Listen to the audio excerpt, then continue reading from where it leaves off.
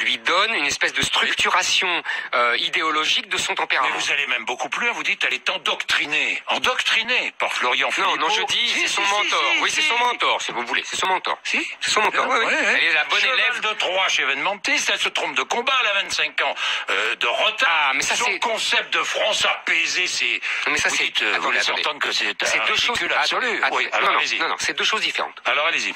Sur les 25 ans de retard, je m'explique parce que c'est le plus intéressant. Oui. Il y a aujourd'hui le Front National mène un combat pour la souveraineté. C'est un combat tout à fait légitime. J'ai moi-même été contre le référendum sur Maastricht, etc. Donc vous voyez que c'est pas un combat que je méprise du tout. J'étais proche de Philippe Séguin, de Charles Pasqua, donc j'aurais mauvaise grâce. Ce que je dis, c'est qu'ils ont 25 ans de retard. C'est-à-dire qu'aujourd'hui, le combat majeur, vous savez, dans la politique, il y a une hiérarchie. On peut pas conduire tous les combats. Il y a une hiérarchie. Le combat majeur, c'est l'identité, parce que nous sommes en danger de mort. D'ailleurs, c'est ça mon sentiment. Et donc je dis, la France ne se bat plus pour retrouver sa souveraineté, mais pour ne pas perdre son identité. Exactement. C'est exact. Donc vous savez, n'est plus dans la course, quoi. Moi, vous savez, son analyse est fausse. Voilà. Alors, je pense que son analyse est surannée. C'est pas faux. Vous comprenez ce que je veux dire? Oui, surannée. Ça veut dire que là, voilà, exactement. Je pense que, vous savez, il y a des pays qui ont perdu leur souveraineté, comme la Pologne, par exemple, historiquement, qui a été partagée entre la Russie, la Prusse, etc., et qui n'ont survécu que parce qu'elles ont gardé leur identité. C'est ça que je veux dire. Et que demain, s'il y avait, comme je dis, une République française islamique, elle pourrait être souveraine. Mais ce ne serait plus la France. Bien, alors, je vais revenir sur ce vous avez compris que je suis pas dans le combat partisan. Non, mais je vais revenir, mais je vais finir avec la politique. On est en année politique, vous êtes un observateur de la vie politique. Vous dites aussi de Nicolas Sarkozy, je pense que c'est fini. Vous ne dites pas dans le livre... Ah bon. Non, mais vous l'avez écrit. Il ne récupérera pas les électeurs populaires qui ne lui font plus confiance. Ça, je maintiens. Oui, les électeurs populaires. Mais ça veut pas dire qu'il va pas gagner. Pour qui allez-vous voter, alors? Ah ben ça vous regarde pas. Non. Vous allez voter quand même. Oui, bien sûr. Vous votez quand même. Bien sûr. Vous votez. Bon. C'est vrai que vous aviez envisagé de faire de la politique à un certain moment. Vous savez. Ou de vous présenter à la présidentielle. C'est pas la même chose. Oui, mais... Qu'est-ce que c'est que faire de la politique? J'estime que là, tous les deux, on fait de la politique. Oui, vous êtes d'accord avec moi? Oui. Et plutôt de façon noble, puisqu'on manie les idées. J'attends des questions sur les idées, mais... Non, d'abord, il faut que vous sachiez une chose, Eric, c'est que c'est moi qui pose les questions. J'attends les questions. C'est ce que je dis. J'attends les questions. C'est très facile. Mais absolument. Deuxième, alors, donc la politique. La politique, je pense que j'en fais de la politique. Je manie les idées, je défends des convictions, c'est faire de la politique. Après, il y a la politique partisane, la politique, l'action politique. Je suis toujours resté un peu en marge. Je pense que mon combat, moi, vous savez, j'ai lu cet été parmi pas mal de livres, le dernier livre de Marcel Gauchet. Et il dit, ce grand intellectuel dit, nous sommes pas en manque aujourd'hui de mesures, de solutions, nous sommes en manque de diagnostic. Eh ben, ce que j'ai essayé de faire, c'est de poser un diagnostic. Donc 8% à la présidentielle, il paraît qu'il y avait un sondage. C'est vrai ou faux ça? Non, je sais pas. Non, c'est vrai. Il y a eu des sondages. Après le suicide français, vous savez, et puis l'effervescence autour de moi, il y a eu tout, quoi. Bon, vous écrivez, l'armée française aurait a un plan pour reconquérir les banlieues. D'où tenez-vous cette information? Eh ben, d'une personne proche de l'état-major français. L'état-major qui dément. Bien sûr, mais je m'attendais. Bon. Vous savez, en 2002... Vous dites comme à Gaza. Non. L'armée française a consulté les Israéliens. À cause de Gaza, parce qu'ils avaient une expérience. Voilà, alors, exactement. Comment faire? Bombarder, nettoyer, tuer? Je suis pas le chef d'état-major de l'armée française. Non, mais vous avez vu ce plan. Et on m'en a parlé. Bon, alors, que contenait ce plan? Ah, mais j'en sais rien, moi. Je vous dis simplement... On vous en a parlé, mais on ne vous a pas dit. Ah non, on m'a pas montré les plans, je suis pas là.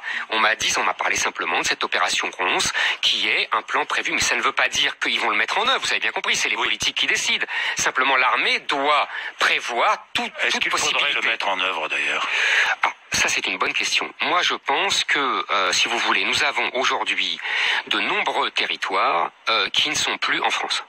C'est-à-dire que nous avons de nombreuses banlieues qui ne vivent plus. Qui sont colonisées, en quelque sorte. Pour moi, alors c'est ce que j'explique dans le livre, qui sont effectivement, si vous voulez, j'essaie de reprendre les mots. Pour moi, un étranger ou un immigré qui s'assimile au mode de vie français, eh ben, il devient un Français.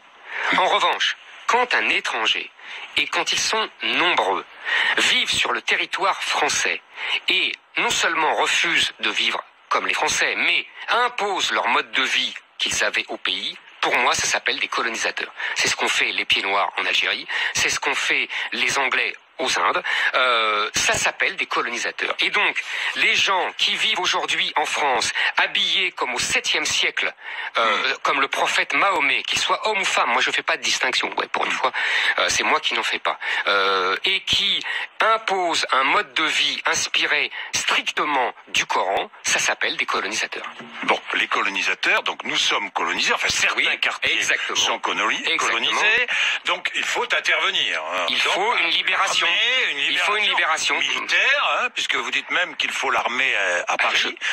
Oui. Non, je dis à la capitale. Non, elle est liée. Non, je ne propose pas elle y est. Je dis que c'est ridicule. Non, là, vous confondez. Non. Je dis elle y est et elle fait du gardiennage. Elle fait du gardiennage. Bon. Est-ce qu'il faut assouplir la législation sur les armes en France? Non. C'est pas mon intention, c'est pas mon avis. Voilà, j'y pense pas spécialement. Non. Vous savez, moi, je suis français, donc pour moi, je suis pas américain, donc pour moi, c'est l'État. Ce que dit Trump. Non, je comprends ce que dit Trump. Vous savez, il faut pas balayer comme ça ce que dit Trump. Je vais vous dire une chose. Un des premiers actes de la Révolution française que nous vénérons tous, un des premiers actes de la Révolution française, ça a été d'armer le peuple. C'est la garde nationale. Le peuple armé, ce n'est pas forcément mal, ce n'est pas forcément méprisable. C'est aussi le peuple qui s'approprie sa liberté. Vous comprenez? Il faut. Alors, bien sûr, il y a des inconvénients. On va pas parler du contrôle des armes, mais il y a aussi la noblesse du peuple qui s'arme parce que acquérir sa liberté. Je vois par exemple en Corse, le comportement des Corses est admirable. Il y a le procès de Cisco en ce moment. Ça y est. Je trouve que les Corses, eux... Le jugement a été rendu. Bon, voilà, les Corses, eux, ne cèdent pas devant la pression islamique et je les trouve admirables. Et je pense, j'aimerais que les Français les imitent tous. 5 prévenus à Cisco, 3 maghrébins, l'un a pris 2 ans ferme, les 2 autres de la prison avec sursis, 3 frères, et puis 2 Corses qui eux aussi ont pris de la prison avec sursis. Oui, mais si vous voulez, je pense que les Corses ont raison de défendre leur territoire contre de la prise de territoire et leur identité, absolument. Corse. Oui, mais ça c'est une autre discussion. Française, Corse et française. Les deux, ça me gêne pas si c'est dans le cadre de la France, vous comprenez? Bien. Pour sauver la France, vous écrivez, il faut abolir les droits de l'homme et du citoyen. Non. Si. Non. C'est abolition des droits de l'homme et du citoyen. Non. Bon. Excusez, je sais ce que j'ai écrit. Je vais répondre. Nationale. Oui. Résistance, non. Réinstaurer des discriminations entre Français et étrangers. Oui, là je dis oui. Redonner au christianisme la primauté sur la société. Culturelle, oui. Culturelle. Désigner l'ennemi, l'islam. Oui. Oui. Décréter l'état d'urgence. Il est déjà décrété, ça sert à rien. Mais vous le dites quand même. Vous le dites. Remettre l'armée dans la capitale. Non, elle y est. Mais elle y est. Elle y est, peu importe. C'est pas le sujet. Peu importe, c'est pas le sujet. Alors, et puis, je peux répondre sur la déclaration des droits de l'homme et du citoyen parce que c'est important. Allez. Je ne suis pas d'accord. Là, vous avez vu, j'ai dit oui pour les autres. En revanche, pour la déclaration des droits de l'homme et du citoyen, justement, je regarde votre livre pendant. Mais je vous en prie. Allez-y. Ce que je critique, c'est le comportement des juges, Conseil d'État, Conseil constitutionnel, Cour européenne des droits de l'homme, qui depuis 30 ans ont justement trahi la déclaration des droits de l'homme et du citoyen. Je dis bien de l'homme et du citoyen. Oui. Ça, c'est la tradition. De l'homme et du citoyen. Exactement, de la tradition française, pour une conception anglo-saxonne qui se contente de défendre uniquement les droits de l'homme, les droits humains, ils disent, les droits de l'individu tout-puissant. Et j'explique que, ça désintègre la société, ça désintègre la nation, parce que l'individu tout-puissant se moque complètement de la société et ne lui demande que des droits. Et troisièmement, cette conception excessive et anglo-saxonne des droits de l'individu est le cheval de Troie de l'islam qui en profite pour dire à chaque fois mais c'est notre liberté. Les femmes se baladent dans la rue voilées, c'est notre liberté. Elles font en burkini, c'est notre liberté. Page 41. Or, pardonnez-moi. Je vais vous lire, parce que c'est le mieux. C'est le mieux, absolument. Oui. Or, si vous voulez, c'est une structure collective, coercitive, voire totalitaire qui est l'islam, qui se sert les droits des individus pour imposer sa vision et pour conquérir de nouveau des territoires et des espaces publics. Les droits de l'homme sont arme atomique de destruction des peuples européens. Voilà. Pour sauver le peuple français, il faudra abolir, je dis bien abolir, la religion des droits de l'homme, c'est une question de vie ou de mort. La religion des droits de l'homme. Ben oui, pas la déclaration des droits de l'homme et du citoyen. Non. Et après, vous déclinez. Non, Jean-Jacques, c'est pas une nuance. Bon, c'est deux conceptions. Alors, autre question à vous poser. C'est important, c'est quasiment philosophique. Peut-on être français sans être blanc? Évidemment. Oui, sans problème. Bah, Alors, les identitaires disent non. On vous qualifie d'identitaire. Est-ce que vous êtes un identitaire? J'en sais rien. Je défends l'identité française. Oui. Et l'identité française, c'est toujours pareil, la fameuse phrase du général de Gaulle qu'on ne cite jamais entièrement. Et ça va répondre à votre question. Je l'ai lu. Le général de Gaulle dit, bien sûr, il est bon qu'il y ait des Français noirs, jaunes et bruns. Ça répond à la première partie de votre question. Mais il faut qu'il reste une minorité, car nous sommes avant tout un peuple de race blanche, de religion chrétienne, de culture gréco-latine. Il le dit à Perfit, il le redit dans les mémoires d'espoir. Oui, il a aussi, voilà dit, ma réponse. Il a aussi dit à propos des juifs, peuple d'élite, communautarisme, non, sûr de lui-même et dominateur. Il n'a pas dit communautariste, il a dit peuple d'élite, sûr de lui et dominateur. Et dominateur. Oui, peuple d'élite, sûr de lui et dominateur. Oui. Bon. Bah, ça a fait scandale, mais il y a du vrai. Il y a du vrai. Bah, oui, bien sûr, et j'en suis. Alors je connais. Oui, non, mais justement. Et alors, bon. c'était mais lui ne maniait pas la langue de bois. Il n'était pas emprunté par le politiquement correct. Ah, c'est sûr qu'aujourd'hui, il serait au tribunal encore plus que moi. Donner un prénom qui n'est pas français à son enfant, c'est se détacher de la France. Oui? Oui. Bon. Je peux vous Alors, répondre. je vais prendre quelques exemples. Vous allez me répondre. Voilà. Jamel Debbouze, Zinedine Zidane, Elie Semoun, Omar Sy, je sais pas moi, Najat Vallaud-Belkacem. Oui, Et tiens, je vais vous poser une question encore. Ce matin, j'avais le père d'un petit garçon de 4 ans et demi qui a été tué à Nice par le terrorisme, fauché par le camion. Sa mère s'appelle Samira. Est-ce qu'elle est moins française que vous ou moi parce qu'elle s'appelle Samira? Très bien. Franchement. Très bien. Vous essayez de faire du pathos, mais ça marche pas avec moi. Mais je ne fais pas. Mais c'est pas grave, Jean-Jacques, c'est pas grave. Je vais vous répondre. Mais je vais vous répondre rationnellement, moi. Je vais vous répondre rationnellement. Est-ce qu'elle est moins française que vous et moi? Il y a, vous savez, vous connaissez, je sais pas si vous connaissez le grand sociologue Philippe Thierry Barnes, qui fait une distinction très intelligente. Il dit, il y a le corps social et le corps politique. Le corps politique, c'est le corps politico-judiciaire. C'est-à-dire que les Français sont ceux qui ont une nationalité française. Omar Sy, Jamel Debbouze, cette dame, moi, Elie Semoun. Nous sommes, ils sont moi, aussi, oui. voilà. Ceux-là, ils sont aussi français que Manuel moi. Valls. Bien sûr, ils sont, Manuel, il s'appelle, pas Manolo. Ouais. Ils sont aussi français que moi et que vous, et on est tous français puisqu'on a la nationalité française. Ça, c'est le corps politique. Maintenant, il y a ce qu'il appelle le corps social. C'est-à-dire l'acceptation par le corps social de l'appartenance au groupe. Et là, en se donnant des prénoms qui ne sont pas dans la tradition française, ils se mettent en dehors du groupe. Le groupe ne les reconnaît pas comme totalement Alors français. vous voulez revenir à la loi Bonaparte? Alors c'est absolument la loi Qui a été précisément abolie en 1993. Exactement. La loi du 11 germinal en 11. 1er avril 1803. Voilà. Et qui dit qu'il faut prendre des prénoms français dans le calendrier. Non, elle dit pas ça. Ben, je l'ai là. Elle dit pas ça. La loi du 11 germinal en 11. Attendez, vous voyez ce qu'elle dit? Oui, allez-y. Bon. Allez-y. Allez, je vous dis. Les noms en usage dans les différents calendriers Merci. et ceux des personnages connus de l'histoire ancienne Voilà. pourront seuls être reçus Merci. sous les registres Vous de dites la même l'état chose civil. que moi. Vous dites la même chose que moi. Attendez, il n'y a pas de référence au prénom chrétien. Parce que c'est les calendriers. Quand il dit que calendrier, ça veut dire le calendrier des saints. Révolutionnaire. Non, mais oui. Alors, est-ce que vous donneriez, je sais pas, le prénom de Philogon à votre fils ou de Vénéfride? Ne jouez pas. Mais je ne joue pas. Moi, je vais vous montrer quelque chose, Jean-Jacques. L'instruction générale de l'état civil, 1983. Oui. La gauche est au pouvoir, d'accord? Ils repartent, donc ils demandent l'application de la loi du 11 germinal en 11. Et ils écrivent, là, je vous le note, puisque je crois votre caméra là. Non, mais ces considérations, alors ils donnent les exceptions, les tolérances, alors des prénoms comme certains prénoms étrangers comme Nadine, comme Manfred, ou des prénoms tirés de la mythologie comme Achille, vous voyez, qui sont pas dans le calendrier, mais bon.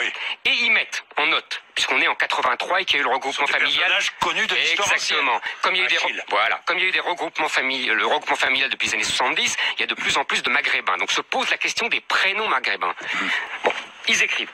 Ces considérations militent en faveur de l'admission des prénoms coraniques, oui, on dit bien coraniques, pour les enfants de Français musulmans. Il y aurait d'ailleurs intérêt dans ce dernier cas à ce que l'officier de l'état civil conseille discrètement aux parents d'adjoindre un prénom français au prénom coranique de leur enfant. Cette pratique serait en effet de nature à permettre ultérieurement une meilleure assimilation de l'intéressé à la communauté nationale. C'est exactement ce que je viens de vous expliquer. On était en quelle année là? 1983. Et nous sommes en quelle année? En 2016. Pourquoi êtes-vous toujours dans le passé, toujours dans le... Pourquoi quand le passé... Est-ce que vous... Mais je vais vous expliquer. Toujours Je vais vous expliquer. Décliniste. Pourquoi quand... Attendez. Pourquoi quand le passé est mieux que le présent, ne pas revenir au passé? La France des années 60, 70, encore 80, elle intégrait 1 milliard de fois mieux qu'aujourd'hui. Elle était 1 milliard de fois plus heureuse qu'aujourd'hui. Elle n'était pas angoissée par un grand remplacement, une invasion, une substitution de population, une guerre civile. Donc excusez-moi, quand le passé est meilleur, moi je préfère revenir au passé. Nous avons, puisqu'on parle du passé, nous avons eu un président de la République qui avait un prénom étranger. Oui, Sadi Carnot. Oula. Mais oui, Sadi Carnot. Vous nous ramenez loin. Prénom illégal. Ouais. Mais vous pensez qu'un prénom français d'origine étrangère est un prénom illégal? Non, j'ai pas dit. Mais... Alors il est quoi? J'ai pas dit illégal. Alors, j'ai dit. Je comprends pas. Je comprends pas. C'est très simple pourtant. Mais si j'écoute. Mais les étrangers doivent se faire accepter par le groupe. Moi-même. Moi, je vois. Excusez-moi. Moi-même, ma famille, elle venait de l'étranger. Enfin, c'était pas vraiment l'étranger parce que l'Algérie était française. C'est plus compliqué. Mais qu'est-ce qu'ils ont fait? La première chose qu'ils ont faite, ils ont fait 2 choses. 1, ils ont abandonné leurs vêtements arabo-musulmans pour des vêtements français, européens. Et 2, ils ont donné des prénoms français. J'ai envie de rendre hommage à ma mère, à mon père, à mon grand-père, à ma grand-mère, Éric Zemmour. Oui. J'ai le droit. Bien sûr, vous avez tous les droits, Jean-Jacques Bourdin. Oui, j'ai tous les droits, oui. Non. Le citoyen? Non. Mais non. C'est là où le mot citoyen. Mais vous croyez que les générations du passé, d'Italiens, d'Espagnols, de Polonais, qui ont fait l'effort de donner un prénom français, ils aiment bien laissez-moi finir. Pas à l'époque. Est-ce que vous croyez qu'ils n'aimaient pas leur mère et leur père? Qu'est-ce que c'est que cet argument ridicule? Éric Zemmour, dernière question. Pourquoi avez-vous écrit? C'était en 2014. Parce que ça m'intrigue. Le pouvoir doit rester dans les mains des hommes, sinon il se dilapide. Dans l'histoire de France, les femmes sont les régentes. Ça a toujours été comme ça. Les femmes n'expriment pas le pouvoir, elles ne l'incarnent pas. Le pouvoir s'évapore dès qu'elles arrivent au pouvoir. Pourquoi est-ce que vous avez écrit ça? Je comprends pas. Ça n'a pas grand rapport avec ce texte, mais c'est pas grave. Mais il faut assumer.